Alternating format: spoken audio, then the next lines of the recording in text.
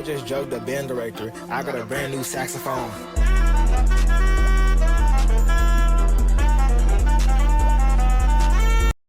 Germany had discovered nuclear fission. Many scientists, such as Albert Einstein, were afraid that Germany could create a bomb with massive destructive power. These scientists sent a letter to Franklin D. Roosevelt, which led to a small-scale research under the name of Uranium Committee. But by 1941, after the U.S. entered World War II, it became an urgent matter. The work expanded and was reorganized into the Manhattan Project. In this section, I'm going to talk about the foundation of the Manhattan Project and the brilliant scientists who made it a reality. I'm also going to take a closer look at the basic physics of how the atomic bomb works, particularly through the process of nuclear fission. The Manhattan Project wasn't just a military endeavor, it was a massive collaboration of You know what's crazy? Scientific minds. At the helm was J. Robert Oppenheimer, a theoretical physicist who had studied under some of the most renowned scientists in Europe. Though not as hands-on as others, Oppenheimer had a rare ability to understand and unify complex scientific ideas.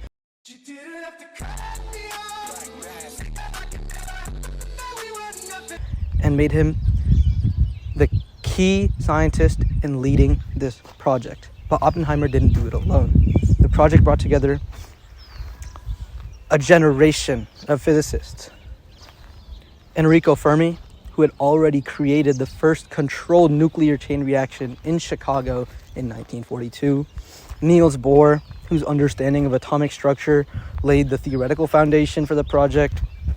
And Richard Feynman, still in his 20s, who contributed to theoretical physics and helped solve crucial safety issues. These scientists were from all over the world, and many had to flee Europe due to the rise of fascism and the Nazis. Ironically, their expertise would now be used to help end a war driven by those very regimes. What is nuclear fission? At the atomic level, everything is made up of atoms, and the nucleus of those atoms contains protons and neutrons.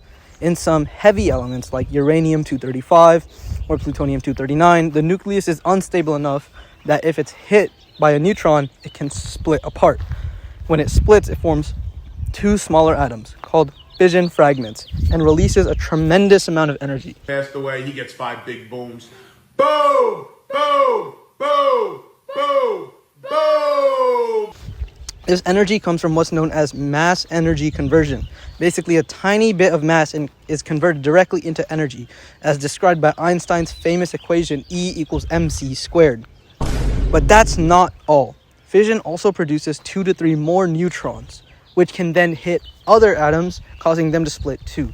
This is why nuclear reactions are often referred to as chain reactions.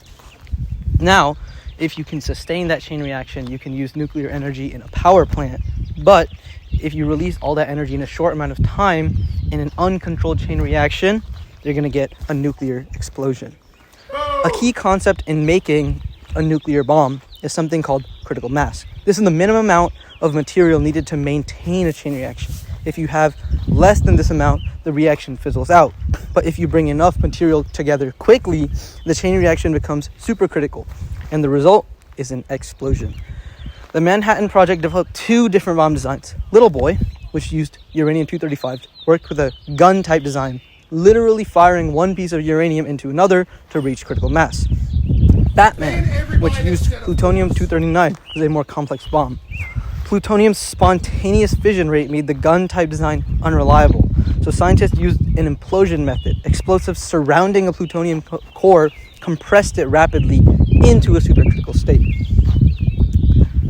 While the science may have been sound, the practical challenges were enormous. Natural uranium contains only about 0.7% uranium-235. The rest is mostly uranium-238, which doesn't easily undergo fission. So one of the biggest obstacles was enriching uranium, or increasing the percentage of U-235. This was done through a couple different methods that I won't go into, but these all required vast facilities and enormous amounts of electricity. That's what places like Oak Ridge, Tennessee were built for. Meanwhile, plutonium-239 was created in nuclear reactors. This plutonium was then chemically separated from the rest of the material at sites like Hanford, Washington. All the theory and experimentation led up to a single moment, the Trinity test, conducted on July 16, 1945 in the New Mexico desert. At 5:29 a.m., the first nuclear device was detonated. The explosion produced a blast equivalent to around 20,000 tons of TNT. It formed a mushroom cloud that rose over 7 miles into the sky and turned the sand beneath it to glass. The scientists watching the test were struck with awe and fear. Oppenheimer famously quoted a line from the Bhagavad Gita, "Now I am become death, the destroyer of worlds."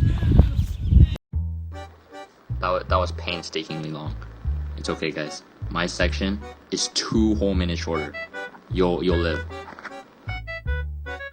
Hiroshima, August 6, 1945. It was a Monday morning. The people of Hiroshima were starting their day like normal. Some were heading to work, others were making breakfast or getting ready for school. Around 8:15 a.m., everything changed. A US B-29 bomber named Enola Gay flew high above the city. It had taken off hours earlier from Tinian Island in the Pacific, carrying a single bomb called Little Boy. This thing was powered by uranium and had never been used in war before. The skies were clear, which made it easy to see the target.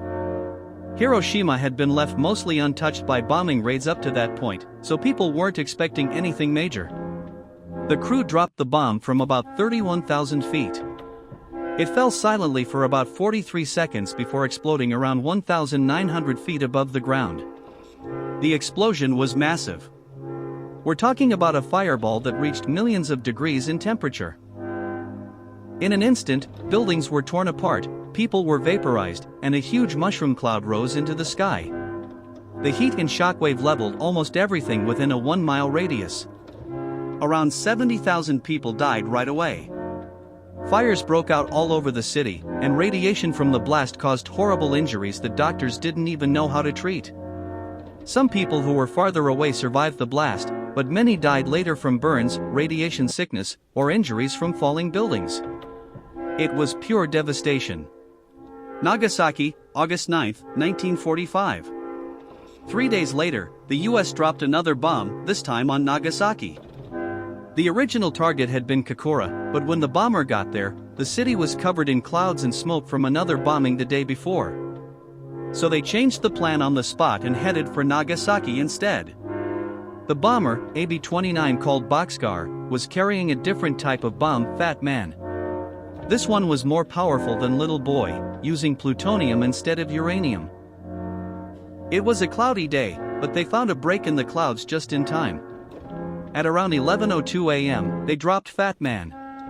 It exploded about 1,650 feet above the city. Nagasaki was in a valley surrounded by hills, which actually helped limit the blast radius a bit compared to Hiroshima. But that didn't stop it from being deadly. About 40,000 people were killed instantly, and thousands more would die later from injuries and radiation exposure. The blast destroyed factories, homes, and schools. A lot of the people killed were workers and civilians. There were also thousands of Korean forced laborers and Allied prisoners of war in the area. The damage was unbelievable. So yeah, 2 bombs, dropped just 3 days apart. Hiroshima was hit first, in the morning. Nagasaki came next, late morning too. Both cities were almost completely destroyed in moments. Tens of thousands of people died instantly, and many more suffered long after. No warning, no time to react. Just an ordinary day that turned into disaster in less than a minute. The horrors of the bomb shocked the world, as destruction of this magnitude in such a short period of time had never been seen before. The use of atomic bombs on Hiroshima and Nagasaki instantly changed global history, not just through the massive destruction it caused, but by raising serious moral and ethical questions. Even some of the scientists, like Robert Oppenheimer and Leo Szilard, who worked on the Manhattan Project, later publicly regretted their involvement. Many asked, was it truly necessary to use such a devastating weapon? Or was this more about showing off their power to the world, especially towards the growing power of the Soviet Union?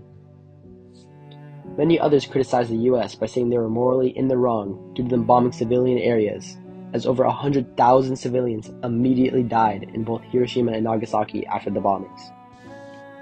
Many others argue that the bombings were vital to the ending of the war, and that it was important to win the war and deter the Soviets from getting involved. This topic over the ethics of the war is still discussed today, but no matter how people felt about it, this moment marked the beginning of the nuclear age. While it ended the Second World War, it also sparked a Cold War between the United States and the Soviet Union, leading to a massive nuclear arms race, with both countries stockpiling thousands of nuclear weapons, operating under the idea of mutually assured destruction.